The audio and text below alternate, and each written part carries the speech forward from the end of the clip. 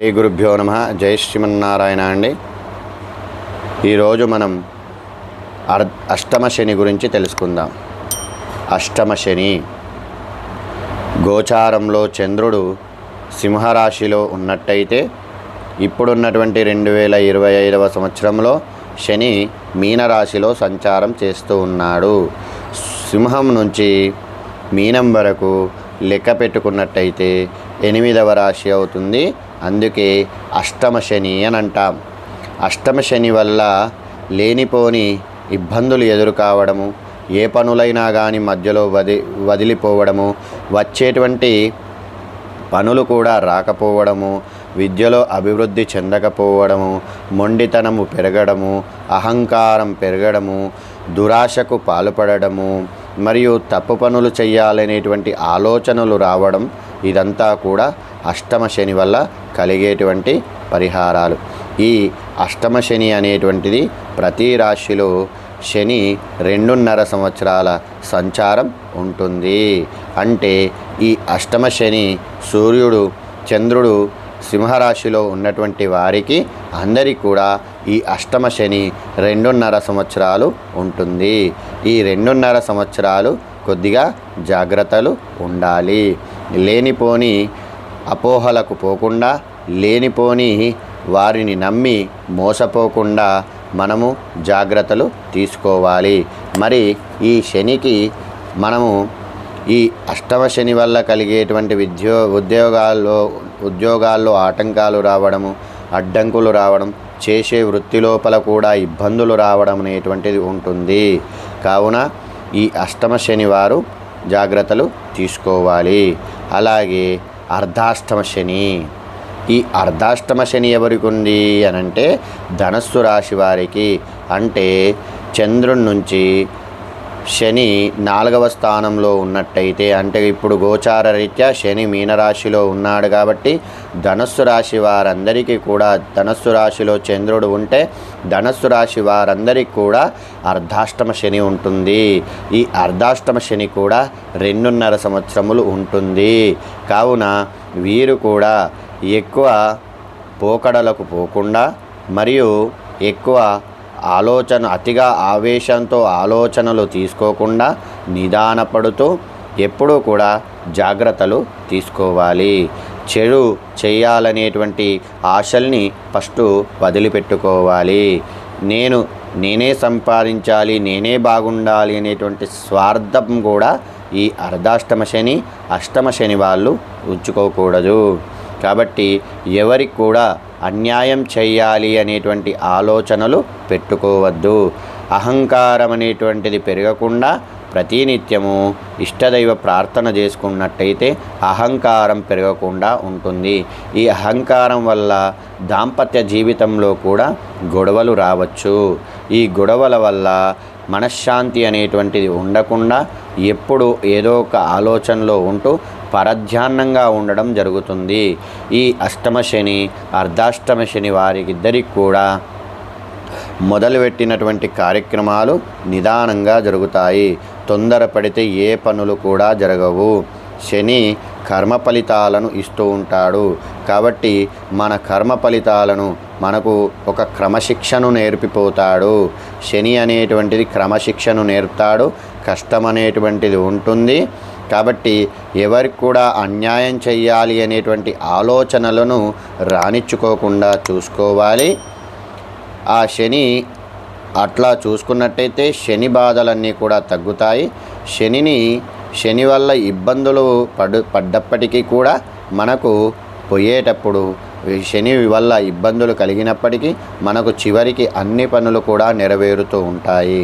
కావున ఏ పనికైనా కానీ తొందరపాటుతనంతో పోకుండా నిదానంగా వెళ్ళి ఆలోచనంగా ఉన్నట్టయితే ముఖ్యముగా కుటుంబ విషయంలో మాత్రము సహనాన్ని పాటిస్తే దాంపత్య జీవితంలో ఎలాంటి గొడవలు లేకుండా సంతోషంగా ఉండగలుగుతారు. కావున ఈ అష్టమ శని అర్ధాష్టమ శని వారిద్దరూ కూడా ఇలా చేసుకుంటే మంచి ఫలితాలు ఉంటాయి. మరి వీళ్ళు ఇద్దరు కూడా ఏ పరిహారాలు చేసుకోవాలి మరి శని బాధల నుంచి తప్పిపోవాలి అని అంటే ఏ పరిహారాలు చేసుకోవాలి, రెమెడీస్ ఏమిటి అని అంటే ఇప్పుడున్నటువంటి ఈ శని ధనుస్సు రాశి వారు, సింహరాశి వారు ఇద్దరూ కూడా మగవారైతే ప్రతినిత్యము ఆంజనేయ స్వామి గుడికి వెళ్ళడము, హనుమాన్ చాలీసా పారాయణం చేయడం వల్ల మంచి ఫలితాలు కలుగుతాయి. మరి ఈ ఆంజనేయ స్వామి గుడికి నేను రోజు వెళ్తున్నామండి అని చెప్పని అంటారు. కానీ ఈ వెళ్ళడంలో మాత్రము కొన్ని నియమాలు ఉంటాయి, అవి పాటించుకోవాలి. మొట్టమొదలుగా ఆంజనేయ స్వామి గుడికి వెళ్ళి గంటను కొట్టి ఆంజనేయ స్వామికి నమస్కారం చేసుకొని మీ గోత్రనామాలు చెప్పుకోవాలి. ఈ గోత్రనామాలు చెప్పుకొని చివరకు శని దోష నివారణార్థం అని చెప్పుకొని ఆంజనేయ స్వామి గుడి చుట్టూ 3 ప్రదక్షిణాలు చేయాలి. ప్రతినిత్యము కూడా ఈ పద్ధతిగా పాటించుకొని 3 ప్రదక్షిణాలు చేసి హనుమాన్ చాలీసా పఠనం చేసినట్టయితే మంచి ఫలితాలు కలుగుతాయి.